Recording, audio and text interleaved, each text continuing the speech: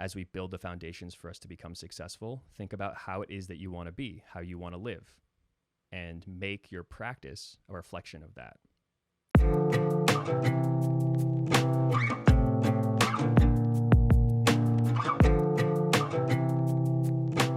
What's up, my friends? Welcome to the You Are the Rockstar Show, episode 9, How to Set Yourself Up for Success. Thanks for taking the time out of your day to join in. A little while ago, I asked on Instagram what kind of topics you guys would like to have discussed on this show. And Janine asked me, what is my morning routine and how do I set myself up for success? And this short episode is going to be dedicated towards that. So let's drop in real quick with just 3 breaths, just so we can ground in, feel comfortable right where you're at. Regardless of if you're doing something that requires your focus or your attention, you're still breathing. So just bring your attention to your breath. If you can, close your eyes.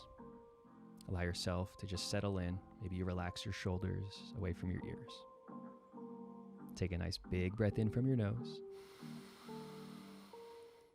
And a slower, deeper breath out from your mouth. Awesome. Another one. Big breath in. Slower, deeper breath out from your mouth.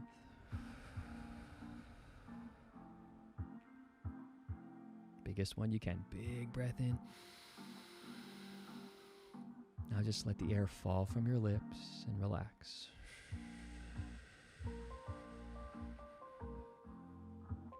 Great job. If your eyes were closed, you can open them. That always feels amazing to do. Feel free to do that throughout your day. You don't need me. You're always got your breath. So how do we set ourselves up for success? It's such a good question. Something I've been obsessed with asking, whether it's, New York Times bestselling authors, friends of mine, people who are high performers. I love asking them what their routines are, because that's how I believe we create the foundation that sets us up for success. But what we're talking about, at least what I want to talk about in this episode, is our morning routines, because I'm a huge morning routine person. I know a lot of people have their evening routines and their midday routines if their morning is occupied. But for me, I encourage everyone to explore and try out a morning routine.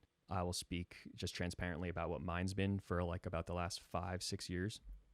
My routine is I wake up and I make my bed. I started doing that after I read this book called Make Your Bed, which I highly recommend.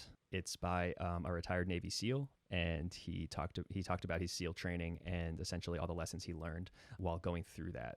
I believe it was a product of a commencement speech that he gave, but highly recommend checking that book out. Game changer, real short read, and real impactful.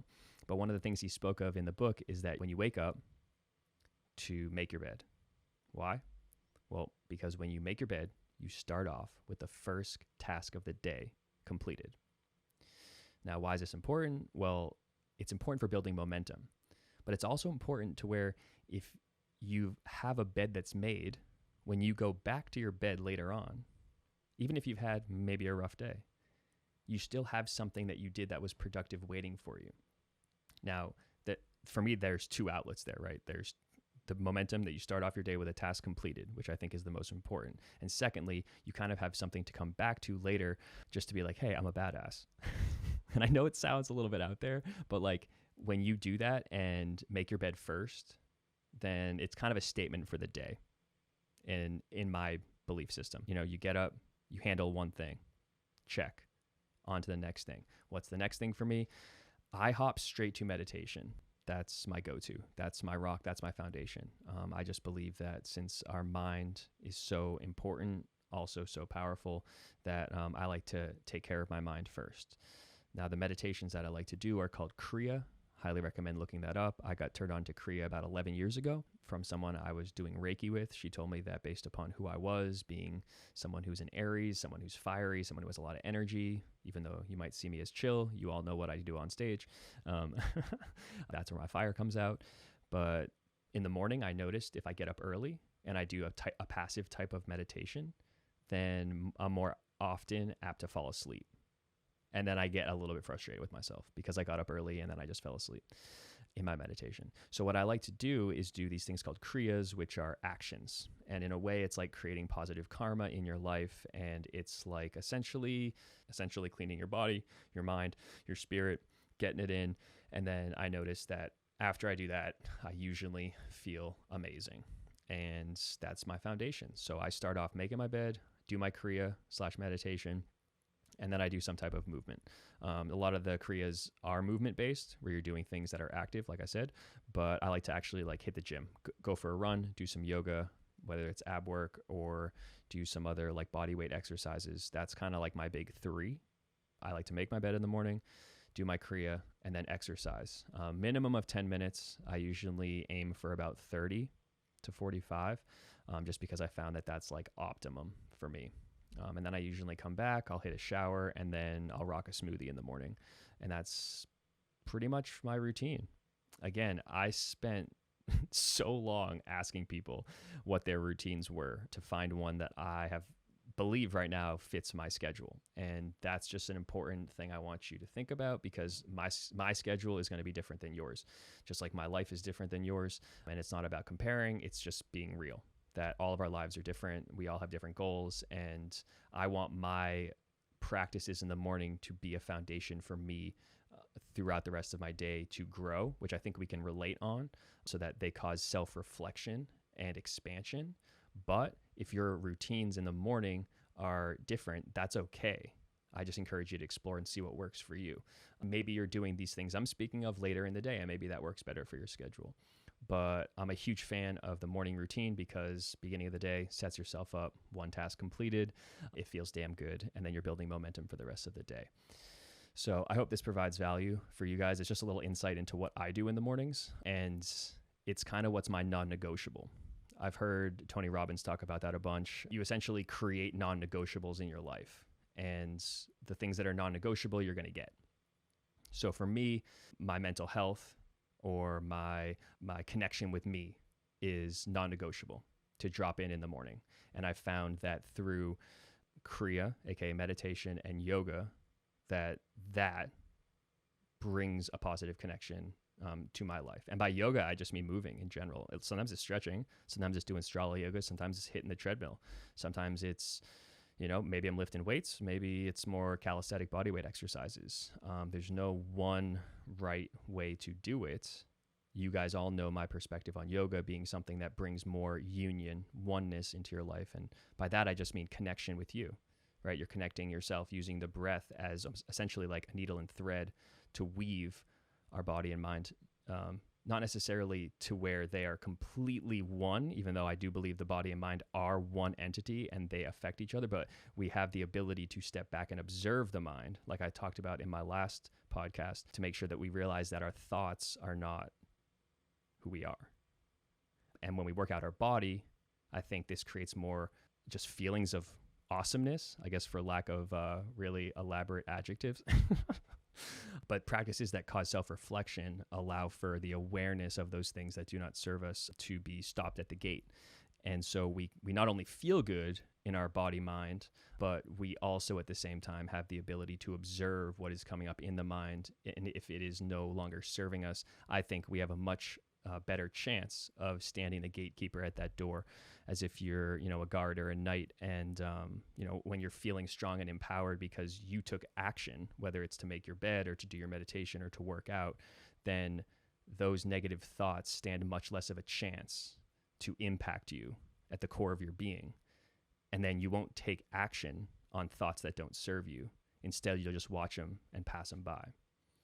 So I hope that provides value for you today, because it's an important thing to think about as we build the foundations for us to become successful. Think about how it is that you want to be, how you want to live, and make your practice a reflection of that.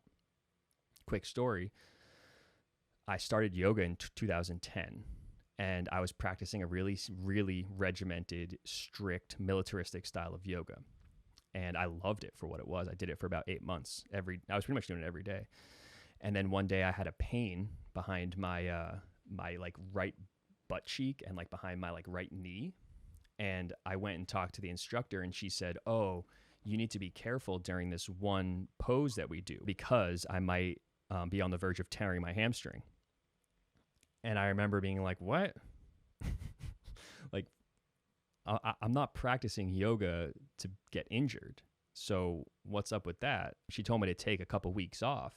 And ironically, I surrendered to the flow of the universe. And at the time, I'd been looking to work at a couple studios, and they didn't have any openings at this studio, but another one in town did. And that was more of a flow style yoga rather than a stiff, regimented, like one pose onto the next, which can work for some people. But I needed something that was more moving my entire body, like moving everything I got. And when I started practicing that way, I noticed a lot of changes in my life. The pain in my knee and in my glute went away. I just realized that when I was moving my entire body, I just felt so good because I felt like I was moving everything I got. And it reflected in all the other areas of my life. And when I discovered Strala Yoga, which is a fusion of yoga movements with Tai Chi and Qigong, that was when like my performance on stage changed. And I started being able to hear things differently, if that makes sense. I was on stage, I could hear what Matt and Tim were like playing and what Trev was saying way more clear. And I was able to hear what I was playing more clear and how it worked with what was going on. It was as if my perspective had just expanded along with my awareness and this intuitive ability for me to just kind of be where I was. And then I started being able to perform at a really high level, something I liked doing beforehand, but I was doing it at a level that was a detriment to my body. Like I would get this adrenaline rush and I would kind of take it out on my body. I think it was like pretty evident. I have one story that I talk about how like I smashed my face into Tim's kick drum as hard as I could because I was angry my wireless wasn't working. Textbook example of not having a positive relationship with me, therefore not having a positive relationship with where I was at in the environment, and then the universe legitimately landing a haymaker in my dome.